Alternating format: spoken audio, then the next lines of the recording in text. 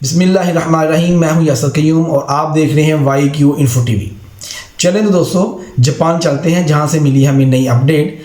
तमाम Pakistani Japan visa lovers के लिए एक हैप्पी और हेल्दी न्यूज़ ये है, 1 अप्रैल से जापान डायरेक्टली कोई भी application visa process direct deal नहीं करेगा।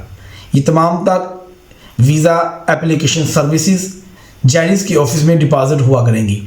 आपको Japan visit visa, work visa और फैमिली विजिट वीज़े के लिए डायरेक्टली एम्बेसी जाने की ज़रूरत नहीं है। अपने नियरेस्ट VFS ग्लोबल में विज़िट करके आप जापान की वीज़ा सर्विस हासिल कर सकते हैं।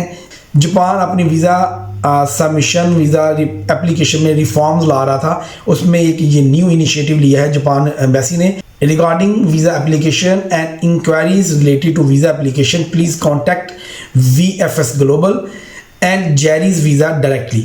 The embassy does not accept any visa applications directly except for diplomatic and official visa. Diplomatic and official वीज़े के अलावा, सरकारी वीज़े के अलावा तमाम तर वीज़ा एप्लीकेशंस, चाहे वो बिजनेस टूर हो, चाहे वो विजिट वीज़ा हो, चाहे वो फैमिली वीज़ा हो, तमाम तर वीज़ा एप्लीकेशन सस्पेंड कर दी गई हैं। डायरेक्ट आप एम्बेसी में अपनी सबमिशन नहीं कर सकेंगे। VFS ग्लोबल और जेरीज़ की ऑफिस में आप अपने तमाम तर वीज़ा एप्लीकेशन सबमिट करेंगे और उधर से ही आपको पासपोर्ट CV करेंगे और पासपोर्ट सबमिट करेंगे। ये एक हेल्दी न्यूज़ है तमाम तर जापान वीज़ा लवर्स के लिए, जो जापान का विज़िट करना चाहते हैं, जापान को एक्सप्लोर करना चाहते हैं।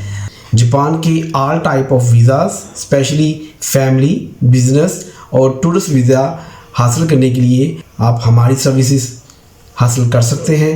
हम आपकी फ़ाइल प्रिपेयर करके आपकी फ़ाइल सबमिट करेंगे एम्बेसी में। हम आपको जापान की अपॉइंटमेंट से लेके फ़ाइल प्रिपरेशन तक हम आपकी फ़ाइल प्रिपरेशन में मदद करेंगे। हमारा नंबर आपकी स्क्रीन पे देखा जा सकता है। इस तरह की न्यू अपडेट हासिल करने के लिए हमारा चैनल सब्सक्राइब कीजिए। हमें दें इजाज़त, नेक्स्ट वीडियो में फिर मिलेंगे। खुदा हाफिज़।